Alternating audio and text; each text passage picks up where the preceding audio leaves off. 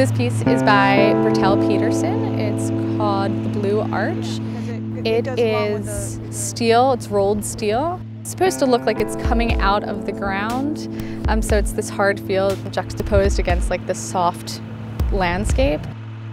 We teamed with the Sculpture Foundation in order to put together a sculpture collection that would be exterior. This hospital itself has lots of land around it with walking paths. I mean, you can come here and exercise as a wellness place, and it gives these destination places. This is what we're in the business of doing, is educating the public by placing artwork, where then their life experiences are then tied to a particular piece of artwork. We've got some divisions in the wall. My job was the art consultant as a representative from Capitol Health to put together an art collection that would represent the community here at the new Hopewell campus. I've done everything in the art world that you can imagine of. I've made it, I've taught it, I've sold it, I've bought it. So. Lin Swensson also worked in the healthcare field, selling furniture to hospitals and clinics. It's what brought her to where she is today. And I did that for 4 years, and I realized that there was this gap between art and healthcare. Most of the facilities I went to had very poor quality of art. I knew of many artists that needed a place to show their work or either to sell their work, and I couldn't understand why this marriage had not happened. They have done studies that when you have positive distractions, music, water, arts is not only limited to the visual arts, but performing arts. When you have that interaction, that human interaction, it brings a comfort. In this day of high technology, when the clinical aspect, you know, we're being poked and prodded by maybe a cyber knife or a machine, or there's very few times where you get touched by a doctor. A year into this job, I was diagnosed with breast cancer. And it was a very surreal process for me because, of course, I'm a good trooper and I want to do everything right. But as you find with cancer, cancer has its own mind and it's going to do whatever it wants to do in your body. And you have to go with that, go with the flow. Being in an environment where the people are lovely and it's beautiful to look at artwork and things that are of nature, it helps you get reconnected. It's scary for a patient, and so we want to create an environment where they don't have to be afraid. As the doors open to the Cancer Treatment Center in the hospital, there is a quilt. Made by the artist Kate Graves, it is meant to convey warmth and positive energy. You know, being in oncology, it kind of represented the fact that we blanketed our patients, that we wanted to give the appearance that we really care about you and we wanted it to be a warm and inviting facility for you. For Lin, planning meant considering the needs and concerns of each department and making matches with the right artists. One day we brought all the oncology staff in for a meeting and showed them images of Kate Graves' quilt works. And these quilt works that Kate has made in the past have all been for her friends that have undergone cancer. She even made me a quilt that I could take to my chemotherapy treatments because they keep those rooms very cold. After choosing the artist, the staff went on to help find her the material she needed to make the quilt. Some of them donated fabric for it. Some of us went shopping for the fabric. We had many meetings discussing what the quilt would look like. So, you know, we all had lots of involvement in it. I had very strong opinions about the art in the department because in our last department we had some complaints about the art, and I wanted to bring what I had learned to this new department. Patients, you know, going through oncology, through cancer treatment, do not want to look at anything depressing. It's really all about relaxation and healing and being positive. All of those elements have shown, you know, countlessly in the literature that helps with healing, with getting better.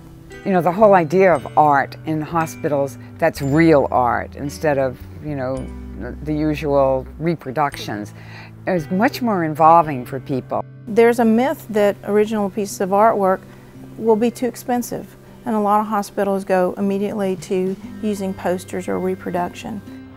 Of course, it takes a creative approach to make sure that over 300 patient rooms each has its own unique piece of art. Lin Swensson made it happen by having 20 artists spend 2 weeks at the Brodsky Center for Innovative Editions at Rutgers University.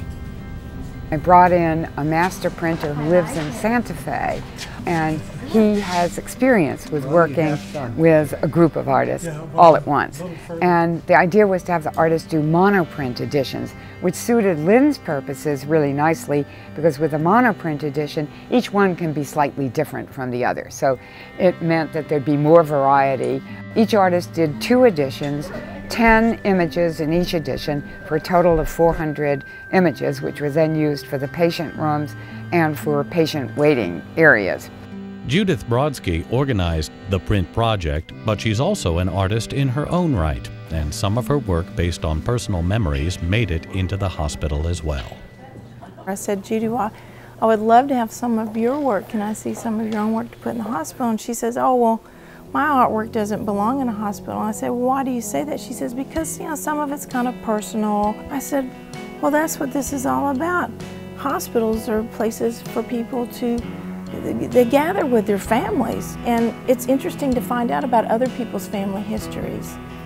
But it was this synergistic approach where it's really this combination. Not one person is saying yes or no, and even the artist has a say-so. What is really wonderful about the partnership, and I really call it a partnership between Capitol Health and the regional artists, is that they all saw where their pieces would go.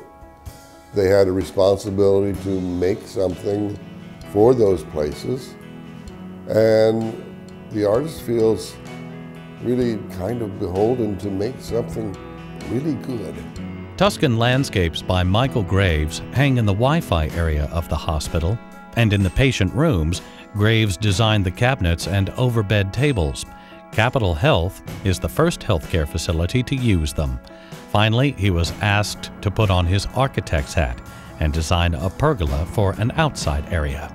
Then Lin threw a kind of curveball at me, and she said, and we want to use the doors of the former hospital, the bronze doors of the former hospital. And I thought, well, that's actually wonderful, because I now have a kind of theme. I arranged 2 little pavilions because of the 2 doors, pergolas overhead, where we've planted wisteria already, and it's growing like mad. This was one way of visually bringing the old Trenton City Hospital, Mercer, to the new Capitol Health Medical Center. There were others as well. And then there are 5 history installations that have been installed, each of them backed by a beautiful mural that's been designed for the, the history. A lot of items that were in the archives, the original minute books are here. There's been a great deal of tenderness, I guess is the right word, shown to the history of Mercer and to what was important to a lot of people. Capitol Health is a large hospital, and everywhere there is art. In the pediatric unit, there's a story of bluebirds going from city to country. The mural in the pediatric ER waiting room takes you high above the Delaware River. It's by artist and Trenton High School teacher Tom Montanari. As with all of the artists involved, he's from the area. Basically, I thought to myself, well, if I was a child, what would I want to do if I came into a big space like this? And I said, oh, I want to let a balloon go and see how far up it would go and if it would touch the ceiling. One of the things you struggle with in the pediatric environment is that you have newborn babies and you have 17-year-olds. So you really don't want to put Mickey Mouse on the wall or something like that, because that's not going to really appeal to a teenager. So what we really wanted to do was something that would appeal to everybody, and that's really what I was looking for. Something with a lot of color, something that would occupy their minds right now, give them a little bit, almost like hope. That was one of Tom's dreams, was to give a soothing environment with hope in it as you're waiting in the emergency room, waiting room with a sick kid. Sometimes, like news is so bad or something is so bad or somebody's so sick, like it's just, just go down and look at the art. And I think it's as important for staff as it is for, patients, visitors, and family members. It's as important for staff too.